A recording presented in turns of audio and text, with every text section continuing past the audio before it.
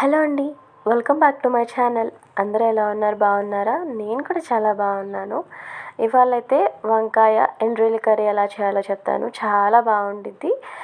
దీనికోసం నేను తెల్ల వంకాయలు తీసుకున్నాను. మీకు ఏ వంకాయలు నచ్చితే అవి తీసుకోవచ్చు. పొడుగు వంకాయలు కూడా బాగుంటాయి. ఎండ్రోయిల్ని నేను ముందే వాటర్లో వేసి పెట్టుకున్నాను. ఎక్కువసేపు అవసరం లేదు, ఒక 10 మినిట్స్ నానబెట్టుకుంటే సరిపోతుంది. నేను ఇక్కడ వంకాయ ముక్కల్ని పొడుగ్గా కట్ చేసుకుంటున్నాను. యాజ్ పర్ యువర్ చాయిస్, మీరు చిన్న ముక్కలుగా కూడా కట్ చేసుకోవచ్చు, ఆనియన్స్ కట్ చేసుకున్నట్టు.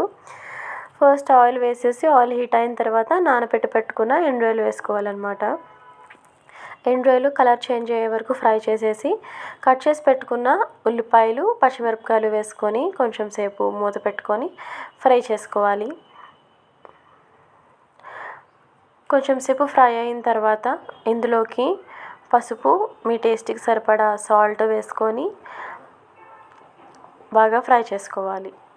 ఈ ఉల్లిపాయలు, పచ్చిమిరపకాయలు ఫ్రై అయిన తర్వాత కట్ చేసి పెట్టుకున్న వంకాయ ముక్కలను వేసేసుకొని కొంచెం సేపు ఫ్రై చేసుకోవాలి. ఫ్రై అయిన తర్వాత మూత పెట్టుకొని వంకాయ ముక్కలు బాగా మగ్గించాలి. ఇందులోకి వాటర్ అసలు అవసరమే లేదు. ఇఫ్ ఇన్ కేస్ వంకాయ ముక్క మీకు కొంచెం గట్టిగా అనిపిస్తే లిటిల్ బిట్ వాటర్ వేసుకొని ఉడికించుకోవచ్చు. మనం వంకాయలు వేసేటప్పుడు వాటర్ మన చేతి వేళ్ళతో కొంచెం పడతాయి కదా, ఆ వాటర్ సరిపోతుంది. ఇప్పుడు ఉడికిన తర్వాత ఫైనల్గా కారం వేసుకోవాలి. కారం వేసుకొని పచ్చివాసన పోయేదాకా ఫ్రై చేసుకొని కొత్తిమీర వేసుకోవాలి. కర్రీ అయితే చాలా బాగుండిద్ది.